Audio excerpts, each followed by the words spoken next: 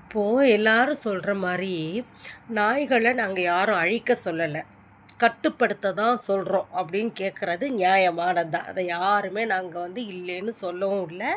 அது நியாயமான விஷயம்.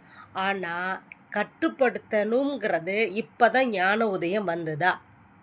இந்த சேனல்ஸ்க்கு இந்த மீடியா விஜய் டிவியாக இருக்கட்டும், பாலிமராக இருக்கட்டும், சன் நியூஸாக இருக்கட்டும், ஜீ தமிழ் நியூஸு, இன்னும் நிறையா.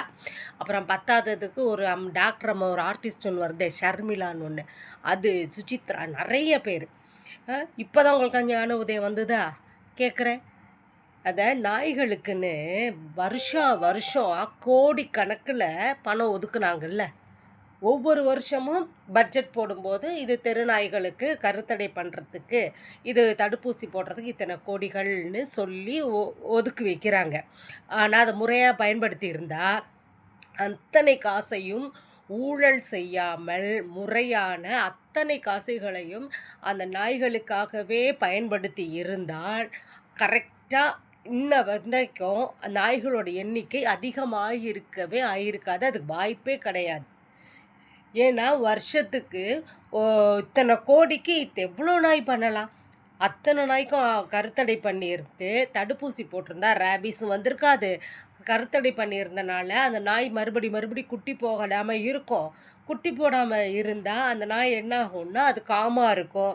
இப்போ யாராவது போடுற சாப்பாடை சாப்பிட்டுட்டு அதோட ஆயுஸ் காலம் ஒரு 8 வருஷம், மேக்ஸிமம் ஒரு 15 வருஷம்னு வச்சுக்கோங்க. அது வரைக்கும் இருக்கிற சாப்பாடை தின்னுட்டு அது பாட்டு செத்து போயிடும். அதுக்கப்புறம் அதோட இனப்பெருக்கமாகி திருப்பி பெருகிறதுக்கு வாய்ப்பே இருக்காது. ஆனால் அதை செய்ய தவறியது யார்? அரசாங்கமும் அது அரசு ஊழியர்களும் கால்நடை அரசு மருத்துவமனை சம்மந்தப்பட்ட அதிகாரிகளையும் தான் நான் கேள்வி கேட்கணும். நீங்கள் அதை விட்டுட்டு நாய் பெருகிருச்சு இதுக்கு தன்னார்வலர்கள் தான் காரணங்கிறது ரொம்ப கிறுக்குத்தனமாக முட்டாள்தனமாக இருக்குது. அப்புறம் யாரும் சொன்னாங்களே நாய்க்கு சோறு போடுறனால தான் நாய் பெருகுதான். எனக்கு வாயில் நல்லா அசிங்கமாக வரும். டாக்டர் ஷர்மிளா டாக்டர் உனக்கு அது தெரிஞ்சிருக்கும். மற்ற எல்லாருமே எஜுகேட்டடு தான், அங்கே பேசின எல்லாருமே நீயா நானாலையுமே. என்ன சொல்கிறார் ஒருத்தர், சாப்பாடு வைக்கிறதுனால தான் பெருகுதான். என்னையா பேச்சு இது? அறிவுறுதாக பேசுகிறீங்களா இல்லையா?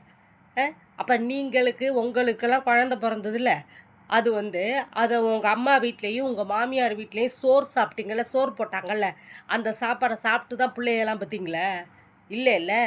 அதே மாதிரி தான் நாய்களுக்கும் சாப்பாடு போடுறனால தான் நாய் குட்டி போட போகிறதில்ல. அதுக்கு கருத்தடை பண்ணியிருந்தால் இன்ன வரைக்கும் இவ்வளோ குட்டிகள் போட்டு நாய் பெருகியிருக்காது. அதை மட்டுமா செய்கிறாங்க? இப்போ இந்த தெருவில் ஒரு 4 குட்டி 5 குட்டி போட்டுச்சுன்னா அது தாய்ப்பால் குடிக்கிற குழந்தைன்னு கூட இல்லாமல் அந்த 5 குட்டியையும் கொண்டு போய் தனியாக வேற எங்கேயாவது விட்டுறீங்க. அப்போ அந்த இடத்துல ஒரு 5 குட்டி அதிகமாகிடுது. இப்படி நாய்கள் பெருகிறதுக்கு காரணமே உங்களை மாதிரி வக்கில்லாத ஜென்மங்களும் அரசும் மட்டும்தான். அதை நான் கரெக்ட் அப்படி தான் சொல்லுவேன். இல்லைன்னு யாரும் இப்போ நீங்கள் இல்லைன்னு மறுக்கவே முடியாது. யோசிங்க, நாய் குட்டி போட்டுச்சுன்னா எங்களை போய் விலங்கின தன்னார்வலர்கள் போய் நீங்கள் போய் வளங்கன்னு சொல்கிறீங்களா? வளர்க்கணும்னு உங்களுக்கும் தெரியுமா? விலங்கின தன்னார்வலர்கள் அத்தனை பேர் வீட்லேயும் பாருங்கள் ரெஸ்கியூ பண்ண டாக்ஸு தான் இருக்கும். இதே நீங்கள்லாம் வாய்க்கிழிய பேசுகிறீங்கல்ல, உங்கள் வீட்டில் எல்லாம் இருக்கிற நாய் என்னென்னு சொல்லுங்கள் பார்க்கலாம். ப்ரீடர்ஸை வளர்க்குறதுக்காக நீங்கள் அதெல்லாம் பண்ணுறீங்கன்னு நான் சொல்கிறேன். இப்போ இந்த தெருவில் உள்ள நாயெல்லாம் அழிச்சிடணும். Indian breeds, indie breeds dogs, சமூக நாயெல்லாம் அழிச்சிட்டு இப்போ நாய் வளர்க்குறதுக்கு ப்ரீடர்ஸ்ட்டை வெளிநாட்டு நாய்களை வாங்கணும். அதை வாங்கினா அதுகளை பராமரிக்கிறதுக்கு எவ்வளோ செலவு? இதுலேருந்து பராமரிக்கிறதுக்கான செலவு அது ஒரு கார்ப்பரேட்டு. இதெல்லாம் வளர்க்குறதுக்கு தான் இதெல்லாம் பண்ணிக்கிட்டு இருக்காங்கன்னு நான் சொல்கிறேன். அதை விட இன்னொன்று, இப்போ நாட்டில் இந்த தூய்மை பணியாளர்கள் போராடிட்டு இருக்காங்கள்ல, அந்த பிரச்சனை காணாமல் போயிடுச்சு. அஜித் லாக்அப் டெத்து அது காணாமல் போயிடுச்சு. ஒரு குழந்தை ரோட்டில் நடந்து போயிட்டு இருக்கும்போது ஒரு வடக்கன் தூக்கிட்டு போய் ரேப் பண்ணி கொலை பண்ணான், அது காணாமல் போயிடுச்சு.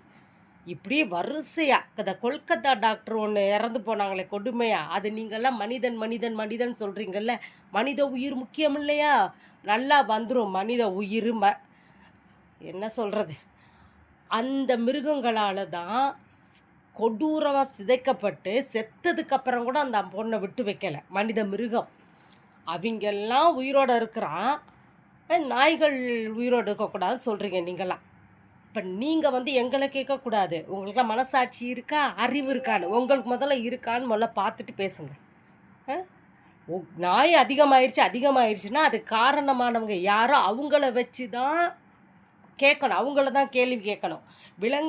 அரசாங்கம் செய்யாததை விலங்கின தன்னார்வலர்கள் எத்தனை பேர் அவங்கவுங்க தெருவில் உள்ள டாக்ஸுக்கு வேக்சின் போட்டிருக்காங்கன்னு தெரியுமா? சொந்த செலவுலையும் சரி, ஒரு வாலண்டியர்ஸ் உதவியை வாங்கியாவது சரி, தடுப்பூசி போட்டிருக்காங்க. அவங்களுக்கு கருத்தடை பண்ணி அவங்க தெருவில் நாய்கள் இனப்பெருக்கம் ஆகாமல் பார்க்குறாங்க. அப்படி பண்ணி என்ன பிரயோஜனம்? வேறு தெருவுலேருந்து கொண்டாந்து விட்டுட்டு போகிறானுங்க. அப்புறம் அவங்களெல்லாம் என்ன சொல்கிறது? நாய்க்கு அறிவு இல்லையா இல்லை மனுஷங்களுக்கு அறிவு இல்லையான்னு தெரியலையே. அப்படி தான் பேசிக்கிட்டு இருக்காங்க. போகிற போக்க பார்த்தா மனுஷ ஓரளவு காடையே அழிச்சிட்டான் ஒருத்தன். காடு ஃபுல்லாக அழித்து வெறும் காட்டை மட்டுமா அழிச்சா? காட்டில் இருந்த மிருகங்கள் எவ்வளோ இறந்து போயிருக்கும்.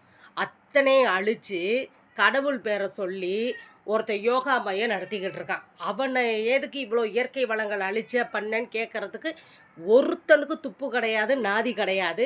அதை வந்து வட்டமேஜை மாநாடு மாதிரி போட்டு, நீயா நானா மாதிரி போட்டு அதை பேசி அதுக்கு ஒரு நியாயம் கேட்குறதுக்கு எவனுக்கும் வக்கு கிடையாது. அது கிடையாது. அப்புறம் என்ன, நிறையா மணல் கொள்ளை நடக்குது, மணல் மாஃபியாங்கிறாங்க, கனிம வள மாஃபியாங்கிறாங்க, என்னென்ன நடக்குது நாட்டில். ஒரு பொம்பளை பிள்ளை நாய் வரனால ஒரு குழந்தைக்கு பாதுகாப்பு இல்லைன்னு சொல்கிறீங்களே, ஒரு குழந்த போது ஒரு மனுஷ மிருகம் தூக்கிட்டு போய் எப்படி கேவலமாக கொள்கிறான் அந்த குழந்தைய, பாலியல் ரீதியாக சித்திரவதை பண்ணி. அதுலேருந்து மீட்டு கொண்டு வந்துட முடியுமா உங்களால்? நாய் கடிச்சிருச்சுன்னா ஊசி போடணும், அந்த குழந்தைக்கு நாங்கள் பார்த்துக்கணும். ஆமாம், அதை விட இது மோசம் இல்லையா உங்களுக்கு? மனித மிருகம் சிதைச்சி போடுறது.